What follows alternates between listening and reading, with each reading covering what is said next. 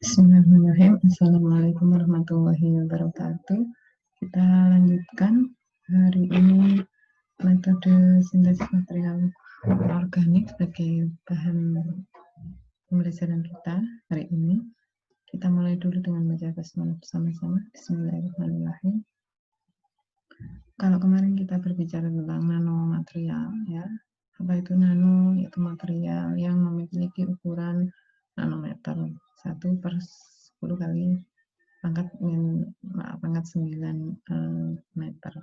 Kemudian kenapa nanomaterial itu penting? Karena di dalamnya ada rekayasa atomik, rekayasa molekul, dan seterusnya. Manfaatnya apa? Banyak sekali di bidang energi, di bidang kesehatan, di bidang device atau peralatan-peralatan yang kita perlukan sehari-hari itu sangat bermanfaat. Dan bagaimana proses sintesisnya? Kemarin ada 2 pendekatan, yaitu pendekatan top down dari ukuran besar diubah menjadi ukuran nano, atau yang bottom up dari ukuran atomik atau molekular diubah menjadi ukuran nano. Nah, hari ini kita akan membahas lebih dalam tentang metode sintesis material yang bisa dilakukan di nanomaterial atau di bidang anorganik yang biasa. Iya. Saya perkenalkan beberapa metode yang mungkin itu bagian perwakilan dari top down atau bottom up, ya, dari nanomaterial. Yang pertama itu metode salt gel. Coba Anda perhatikan metode salt gel yang di sini, ya. Jadi metode salt gel itu yang paling oke gitu untuk membuat oksida logam berukuran nano. Isinya, ya, metode salt gel itu membuat suatu padatan dengan temperatur rendah, ya, nanti yang melibatkan partikel mikroskopik. Jadi transisi partikel mikro yang terdispersi dalam suatu cairan namanya sol, ya. Jadi partikel-partikel atau molekul-molekul mikro yang bergabung dengan cairan akhirnya menjadi bentuk sol, menjadi material makroskopik, yaitu gel. Jadi nanti ada saat preparasi atau saat proses pembuatan ada bentuk dari sol menjadi gel yang mengandung cairan. Setelah fase sol menjadi gel selesai, saat cairan yang dalam sol maupun dalam sol kemudian menjadi gel itu menguap, maka tersisa material kerasnya. Ini produknya. Jadi itu metode sol gel. Kalau dilihat dari definisinya, kira-kira metode sol gel ini masuk ke dalam pendekatan top down atau bottom up? Apa kira-kira? Jadi cirinya metode sol gel nih, ya, dia pakai temperatur rendah ketika proses nyampur. Setelah itu dia melibatkan partikel mikroskopik. Jadi sumbernya, ya, sumber misalnya kita membuat gelas gitu, sumber gelasnya kita pakai partikel mikroskopik. Setelah partikel mikroskopik ini ada, dia kita dispersikan ke cairan. Masih ingat, ya, dispersi ke cairan, ya, menjadi sol, bentuk sol. Setelah itu sol ini kita diamkan menjadi partikel yang lebih besar, namanya aging biasanya, atau pertumbuhan, menjadi gel. Ya, sol atau gel mengandung cairan. Kemudian cairannya kita uapkan, kemudian tersisa nanti diuapkan sampai habis, ya, menjadi material keras. Kalau gelas, ya, jadi material gelasnya itu. Kira-kira sol gel masuk pendekatan apa? Top down approach atau bottom up approach? Iya, betul. Ini adalah pendekatan bottom up, ya. Karena apa? Karena partikel mikroskopik itu adalah bentuk atomik, ya, bentuk atom-atom yang bergabung dengan atom yang lain menjadi partikel mikro, betul, jadi molekul. Ya, menjadi molekul ini diperbesar nanti menjadi sol, diperbesar lagi menjadi gel. Kemudian partikel atau ini kita uapkan, ya, sehingga menjadi partikel seperti gelas contohnya.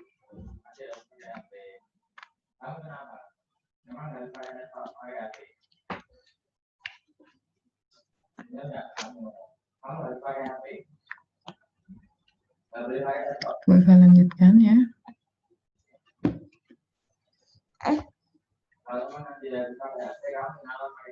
Nah, ini contoh proses sol gel untuk pembuatan ZNO.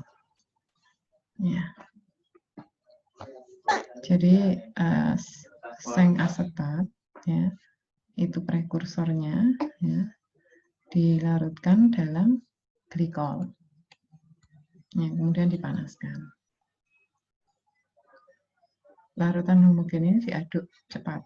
Nah, ini sudah terjadi proses yang namanya bentuk sol menjadi gel. Ini saat kita menyampurkan seng asetat dihidrat itu, ini padatan ya. Kemudian kita larutkan. Nah, itu nanti awal-awal dia bentuk sol. Kemudian akan berubah menjadi gel. Kemudian kita panaskan, ditambah diaduk cepat, distirrer, jadilah larutan homogen. Kalau sudah homogen, bentuknya gel ya. Bentuk gel tapi masih ada larutannya. Selanjutnya kita keringkan. Ya, kita keringkan. Kalau ini pakai suhu 400, pengeringannya saja. Ya, berarti di oven biasa itu 400 sama 2 jam sampai habis semua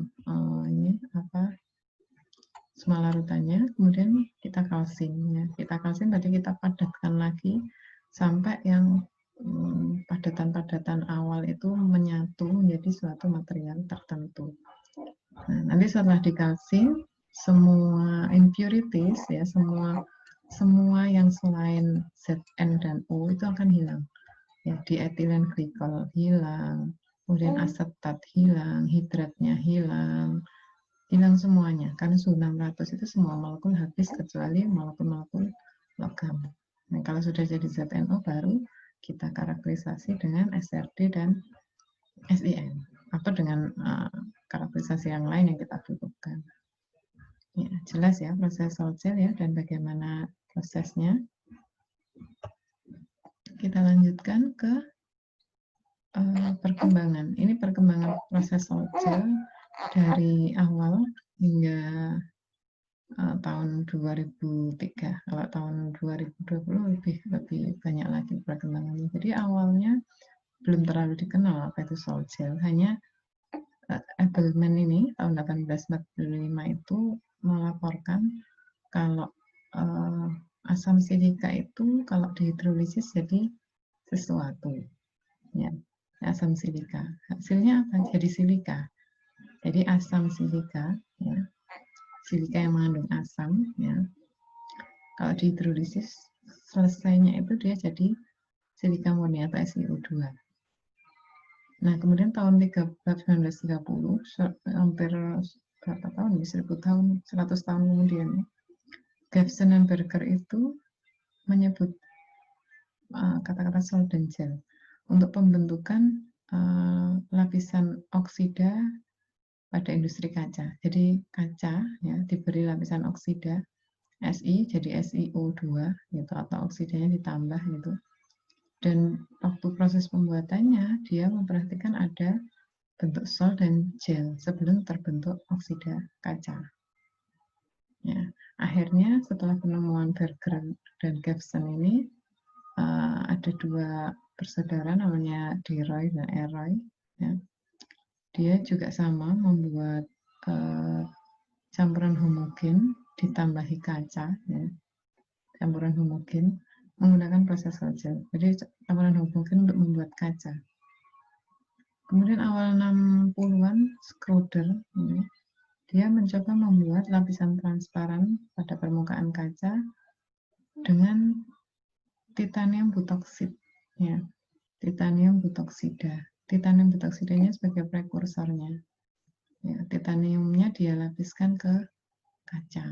Gitu. Pakai apa? Pakai salt gel, proses salt gel. Kemudian agak besar ini proyeknya tahun setelah 60-an, lab nuklir di Amerika membuat bahan bakar nuklir, ya, produksi bahan bakar nuklir. Jadi nuklir itu kan butuh bahan bakar, ya. Nuklir itu butuh bahan bakar. Untuk menembak inti itu dia memerlukan bahan bakar. Dan prosesnya menggunakan proses salt gel pembuatannya. Lalu berlanjut dengan pembuatan boron silikat, kemudian ada konferensi khusus salt gel tahun 2003, 2005, dan akhirnya jurnal-jurnal salt gel cukup banyak, terutama pembuatan salt gel untuk pembuatan oksida seperti TiO2, SiO2, dan lain-lain. Nah, kemudian metode yang kedua yaitu hidrotermal. Ya. Ciri hidrotermal itu yang pertama ada proses pemanasan reaktan. Yang kedua ada wadah yang namanya wadah tertutup yang namanya autoclave. Yang autoclave ini harus punya tekanan tinggi ketika ditutup. Yang ketiga dia menggunakan cairan sebagai pelarut. Ya, tidak harus air, tapi cairan sebagai pelarut. Ya. Di dalam autoclave ini, jika pemanasan air di atas 100 derajat, ya, disebut superheated water. Ya. Superheated water ini yang dimanfaatkan dalam proses hidrotermal, karena kalau tekanan meningkat, ya, waktu superheated ini, ya, kondisi hidrotermal secara alami itu bisa terjadi. Jadi hidrotermal itu sebenarnya dari dalam bumi, ya. Bumi kita itu kan tekanannya tinggi, panasnya juga tinggi.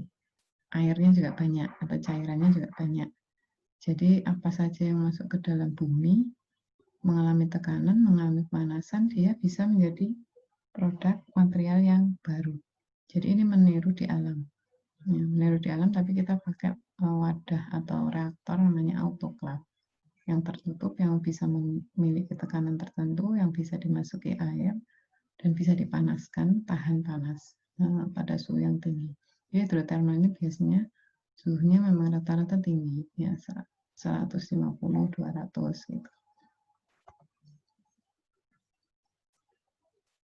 Ini contohnya yaitu sintesis kromium dioksida, ya, untuk audio tape. Ya. Kromium CrO2 ini dia mengandung kromium keadaan oksida 4. Oksida 4 ini tidak lazim, ya. Tidak lazim. Tapi ketika disintesis dengan metode hidrotermal bisa.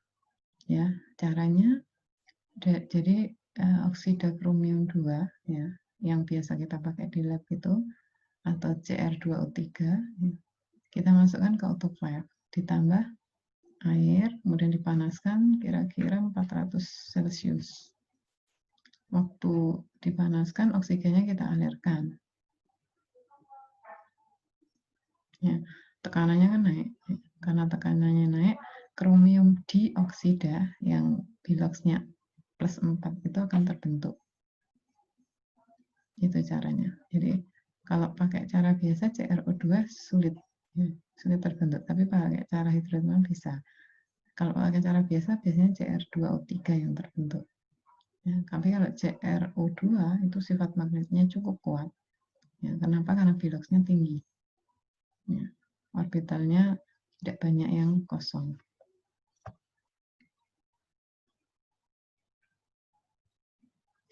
Ini contoh sintesis hidrotermal kalau dari penelitian, yaitu pembuatan ZNO nanopowder.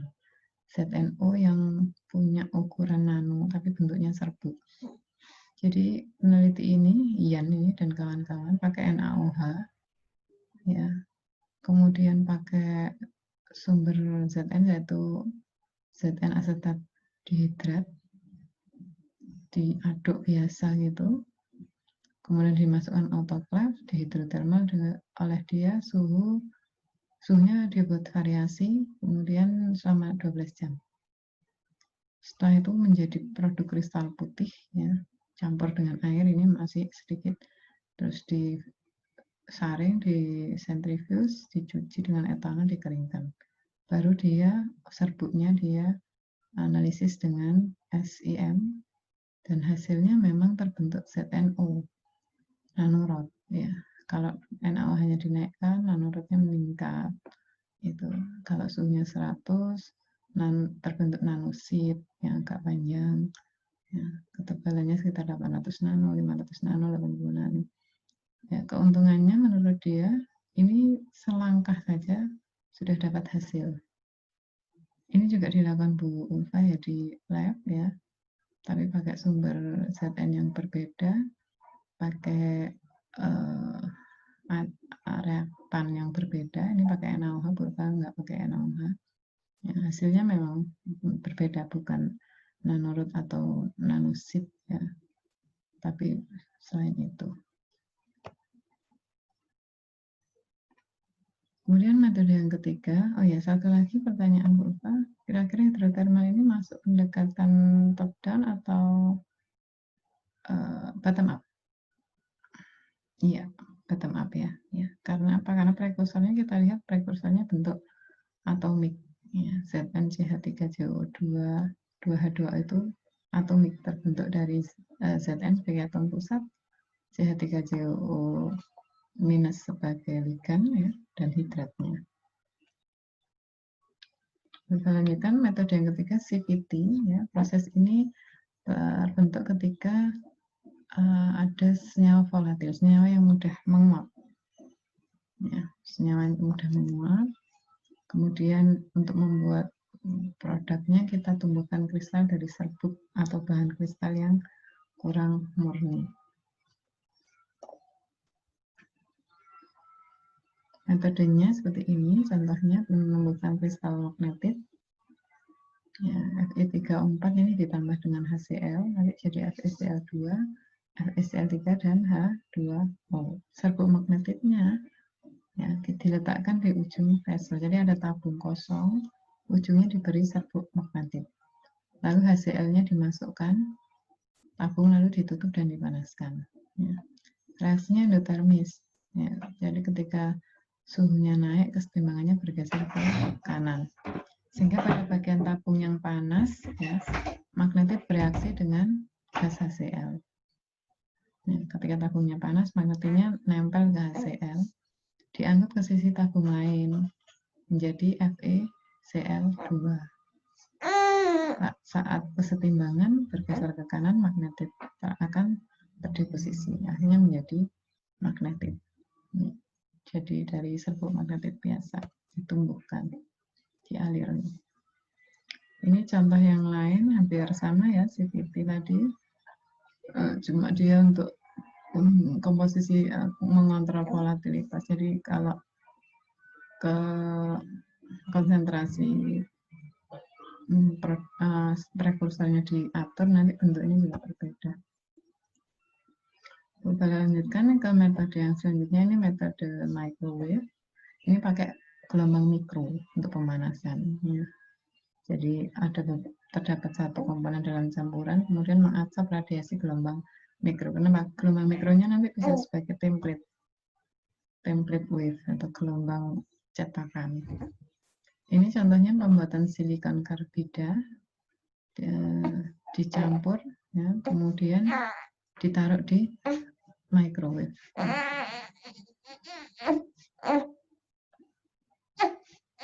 Perkembangannya tahun 99 sudah digunakan ini organic solid, kemudian microwave terus digunakan sampai tahun 2012.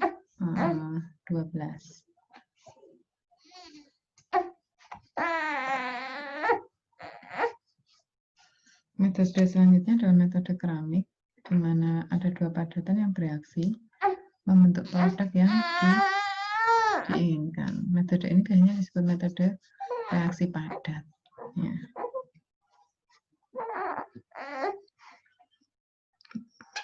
Waktu reaksi cukup singkat.